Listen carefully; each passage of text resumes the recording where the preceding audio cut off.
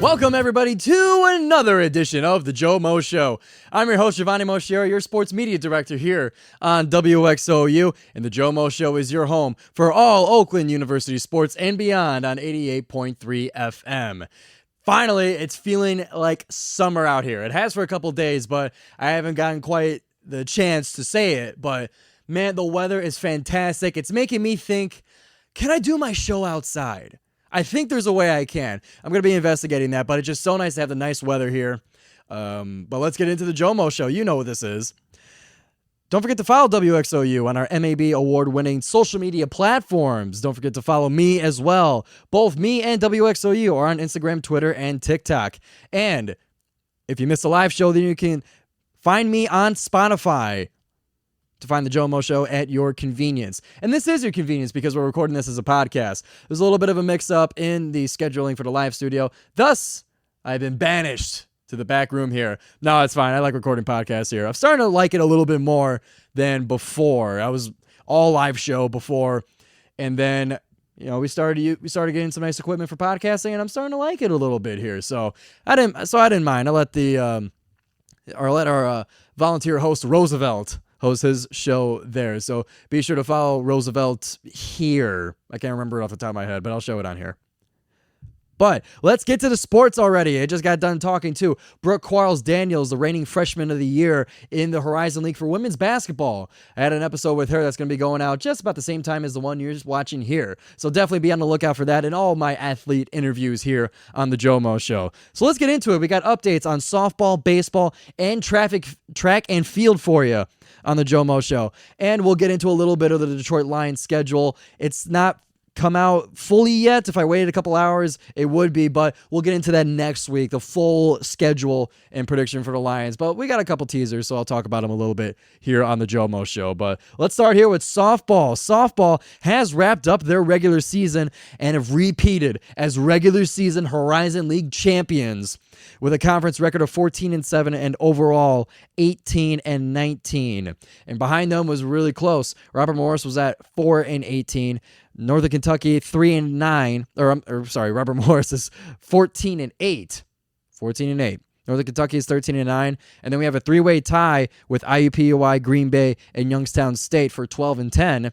Moving down, we got Cleveland State 11-12, Purdue Fort Wayne 9-14, and Detroit Mercy 3-20 to give you your regular season Horizon League rankings. So that means that Oakland goes into the Horizon League tournament as the number one seed. But we got a couple of weekends to wrap up here before we get into what is the present right now is the Horizon League tournament. But let's take you back in time here.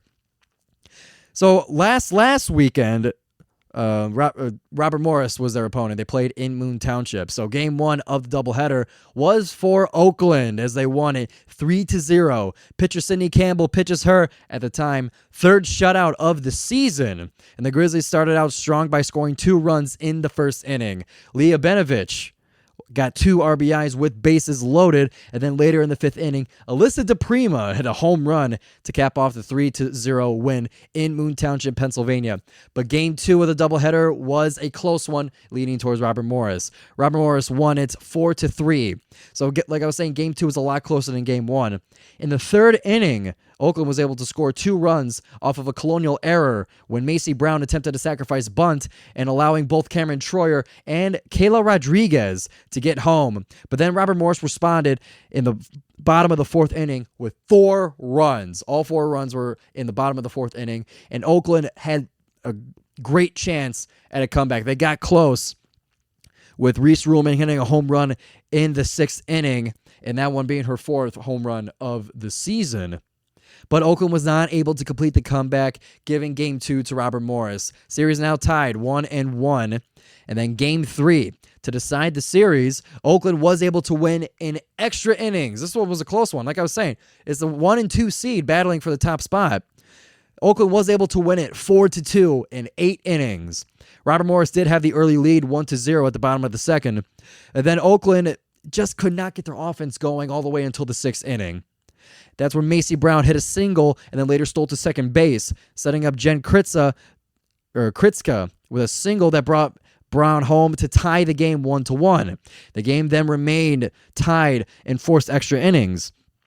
Reese Ruhlman was brought home by a Maddie Harrington double to take the 2-1 lead, and then Taylor Caraway hit a 2-run home run to extend the lead all the way to 4-1. But then the Colonials, they had a chance to come back themselves. They were only able to respond with a single run, however, and Oakland was able to secure the win and the series from a fly out to Alyssa DePrima at center field to give Oakland the win in Game 3 against Robert Morris 4-2 and a series win 2-1.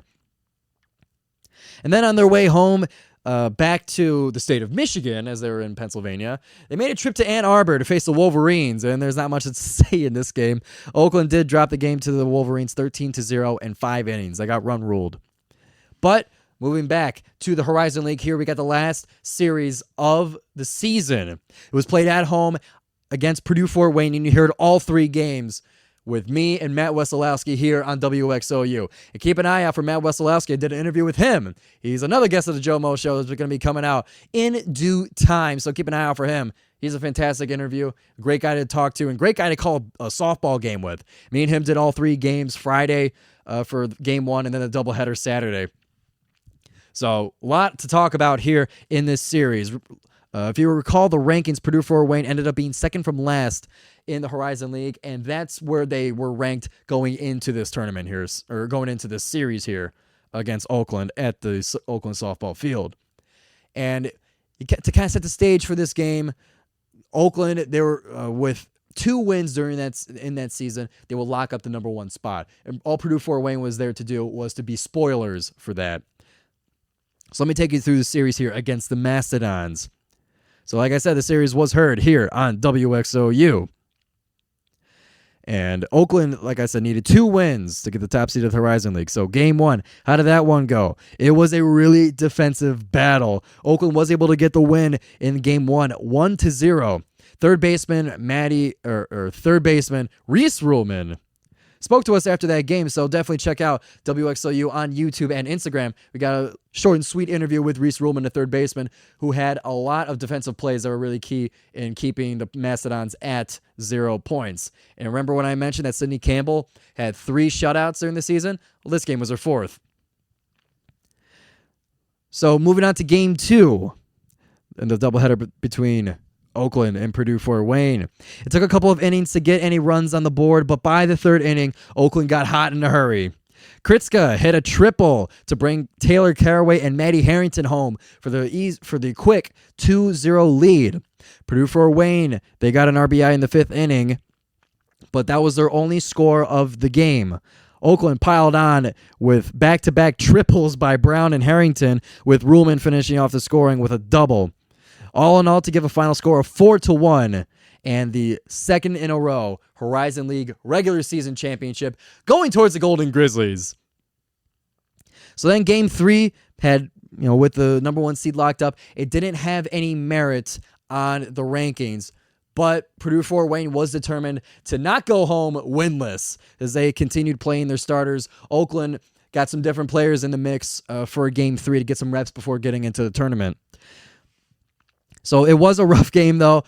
Purdue Fort Wayne, they did want revenge, and they definitely got it with a win for the Mastodons, 8-1. So that brings the end to the regular season and another regular season championship. And for today, earlier today, the Grizzlies, as of Thursday the 11th, that's today, as of Thursday the 11th, round 2 of the Horizon League tournament took place in Green Bay. Green Bay is hosting this year, and their first opponent was the hosts. We played Green Bay Phoenix, and I was watching a score during my prep for the show today, and I liked the score. So Oakland was able to beat the Green Bay Phoenix 10-2 in the 2nd round of the Horizon League tournament, and currently their opponent is to be determined. Robert Morris and Northern Kentucky are going at it, and the winner of that game will go against Oakland in the winner's bracket, as there is a loser's consolation bracket here. And it looks like the link is not working. Let me Google the score real quick. We'll be right back. Let me Google the score for Robert Morris in Northern Kentucky to see who Oakland's going to be facing next in the Horizon League tournament. Hold on one second. And we're back here on the Joe Mo Show to finish off the softball segment here. So I did find the score of the game between Northern Kentucky and Robert Morris that played at 3:30 earlier today. It was a win 2-1 in 8 innings for Northern Kentucky. Robert Morris is now sent to the losers brackets, where they will face the winner of Youngstown State and Green Bay. That's going to be played at that one is playing right now, actually. I'm juggling through a lot of scores here. Currently, Green Bay is up 1-0 as of 7 o'clock today on the Thursday the 11th. So that's going to be the winner of that game will be facing Robert Morris in losers bracket, and Oakland will be facing third seed Northern Kentucky in the tournament. So that's a bit of a up-to-date version of your Oakland softball update. And what else do we got? I promised you different sports here, and I'm going to give it to you. Baseball is up next here. We're going to cover their past 2 weeks here. So last time we covered baseball here on the Joe Mo Show, they were entering a series against Wright State. Wright State being the reigning Horizon League champions, and Oakland being the runner-up of that championship. They took the bad end of a beating in the championship game against Wright State. And going into that series, they were swept in Wright State. So Oakland needed to avoid the season sweep with this one here. So against the Raiders, Oakland was able to get one win out of it to avoid that season sweep, but they did lose the series 1-2. So for the doubleheader of Game 1 and Game 2, it was really rough for Oakland, losing Game 1 11-1, and then Game 2 a closer one 2-0. Lucas Lewis was the only Grizzly to get home in the doubleheader as he hit his 4th home run of the season, at least at the time. And then Game 2 saw center fielder Drew Collins. He made a fantastic defensive play going all the way, basically directly across from home plate, jumped up on the fence and snagged away a home run for one of the best defensive plays we've seen in the Horizon League this year. So congratulations to Lewis and Collins on their plays in what was a rough day for them. And then Game 3 was played the day after. Remember, this was about 2 weeks ago, April 27th. So Oakland was able to win that game 6-3, and it included another Drew Collins stealing a home run behind center field up against the fence. He did it twice in one weekend against the defending champions.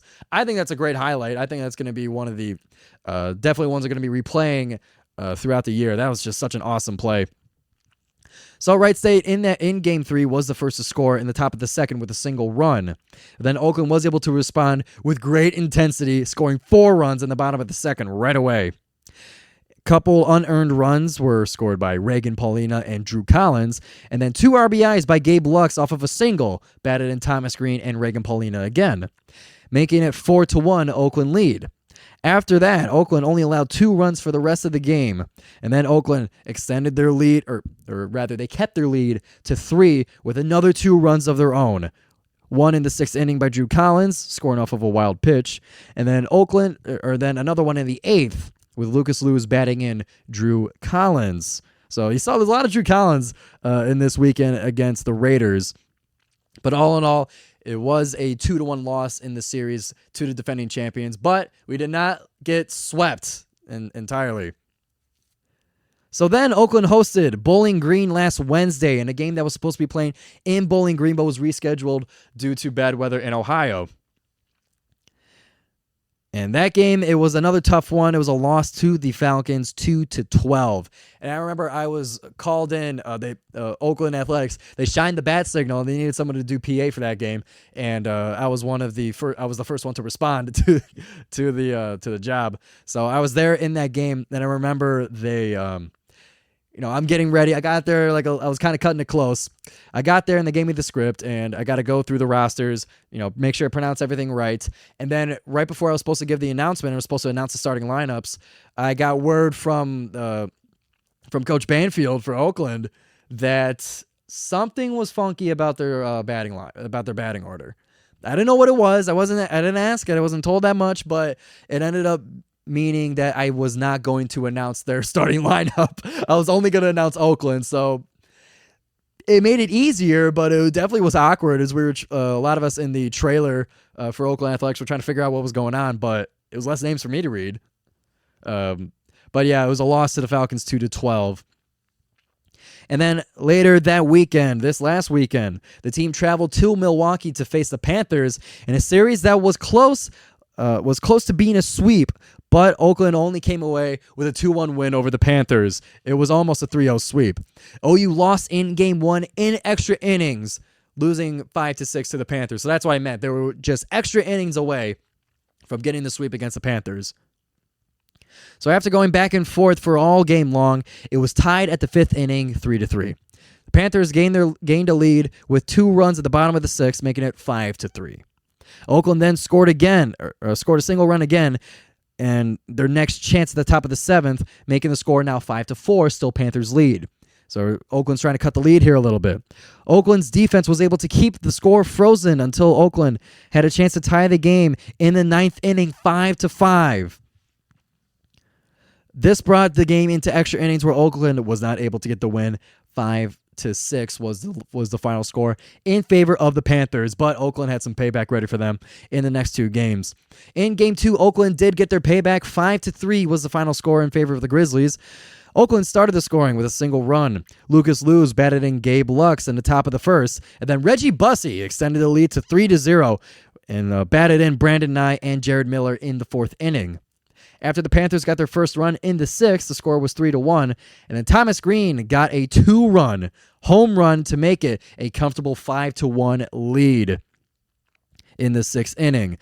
Panthers, they got a second wind, but it was not enough, and they kind of cut it. They were cutting it a little bit closer, but not enough to beat the Grizzlies. 5-3 was the final score in Game 2. And then Game 3, Oakland was able to pull off the win 4-3 and to take the series 2-1. All 3 of Oakland's pitchers combined, this being Sean Ficchetti, Ben Paw, and Bryce Conitzer, did not walk a single hitter and had 7 strikeouts combined in Game 3. Oakland once again started the scoring at the top of the 1st with a single RBI, Brandon Nye batting and Gabe Lux. Gabe Lux, who we also had an interview with after their game against the Toledo Rockets. We'll get to the Toledo game in a little bit, but make sure to check out WXOU's Instagram and YouTube for that nice interview by Gavin Smilowski. Was interviewing Gabe Lux after a undetermined win against the Toledo Rockets. I don't want to spoil it yet. So, Oakland, like I said, started the game with a single RBI, Brandon Nye batting and Gabe Lux. Then in the bottom of the 3rd, Milwaukee ripped off 3 runs to swing the score in their favor, now 3-1. Oakland immediately responded with 2 runs at the top of the 4th to tie the game, now 3-3. Jared Miller, he forced a run with bases. He walked, forcing a run with bases loaded. And then Gabe Lux batted in Brandon Heidel. Then in the 5th inning, Thomas Green became the first Grizzly of the season to record double-digit home runs, and that 10th home run ended up being the game winner. Oakland wins the game 4-3 and wins the series 2-1. Now, for the game I didn't want to spoil just yet, this past Tuesday, Oakland hosted the Toledo Rockets in a close game where OU was able to get the win against a MAC team, a conference that they've struggled with a little bit. We got a close win against Eastern Michigan, but Central Michigan and Bowling Green, the MAC has been a tough challenge for our Grizzlies here. But we got the Toledo Rockets in this one, like I said, 4-3. And the game looked like it was going to be a wash. Toledo scored a home run off of their first batter at the top of the 1st, and I was like, oh no. I was in the studio managing that game. That was called on WXOU with Gavin and Harj on the call there. I was stuck in the studio, but I'm happy to help our team out. I got to pay my dues in the studio here and there. But the Grizzlies were not discouraged by that early home run, and they were able to tie the game in the bottom of the 2nd with Lucas Luz scoring on a wild pitch. Lucas Luz also getting a lot of action in the past 2 weeks here, along with Drew Collins. Some names all the other names I've mentioned. There's been definitely some repeat names here. So the Grizzlies also scored in the bottom of the 4th to get the lead 2-1, but Toledo was not discouraged either, as they scored a 2-run home run to get the lead back, score now 3-2 in the top of the 5th. But Oakland had a home run ready for them too. Reagan Paulina sent one over the fence to tie the game 3-3 in the bottom of the 5th. Then Oakland regained the lead with a sacrifice bunt to bring Jared Miller home and a 4-3 lead in the bottom of the 7th inning. That ended up being the final score of the game. Oakland wins 4-3 against the Toledo Rockets. So with that, Oakland is now 22-27 as a whole on the season, and they are 13-11 in conference. Good for third in the league. And this weekend, they're going to be traveling to Purdue-Fort Wayne to face the Mastodons. And that's going to wrap up your Oakland. I can't believe my computer just did that. How rude of it. That's going to wrap up your Oakland baseball update. And what do we got next? We got track and field. The outdoor championships have wrapped up, and their last chance meet is happening today. Probably already happened earlier today. But the Horizon League Outdoor Championships took place here. Grad student Alex Hugh Plott was the winner of the Men's Athlete of the Year for both indoors and now outdoors. Sweep the award for this season, so great job to the grad student jumper, Alex Hugh Plott. Oakland in the outdoor championships won first place in 7 events and top 15 in the top 3 according to their Instagram page. So just so I can say clearer, Oakland won first place in 7 events and top 3 in 15 events. Yeah, that's right. So Trey Plitch, oh my God, I didn't practice the names here. Trey Plichta won first place in the steeplechase. Ashley Quinn won the 1,500 meter run. Micaiah Worthy, oh my God. Micaiah Worthy won the 400-meter dash and also broke the school record for that 400-meter dash, as well as the 200-meter dash. The men and the women both won first place in the 4x4-meter relay. Eddie Harrell won the half mile, the 800-meter run, and Peyton Sauberin won the 400-meter hurdles. And like I said, there was 15 events in the top 15. Go check out the OU Track and Field Instagram page to get the rest of them, because it's 15's a lot to read for a podcast. So in total, both the men's and the women's placed third, or they both placed third in the Horizon League Outdoor Championships. That coupled with their indoor performance, the men's getting second in indoor, the women getting third, I would say it's a successful season for the OU Track and Field team. So great job to all the Oakland sports that I covered here, softball, baseball, and track and field. Good luck to the Grizzlies softball team in the Horizon League tournament. Good luck to the baseball team as they make their way towards the Horizon League tournament that's going to be taking place in a couple of weeks. And congratulations to the OU track and field team. That's going to do it for your OU weekly sports update. I'm Giovanni Mosheri from the JOMO Show on WXOU. We'll see you Thursday at 6 in a live studio, hopefully. And I'll be there live to give you another weekly update and a guest interview. So stay tuned.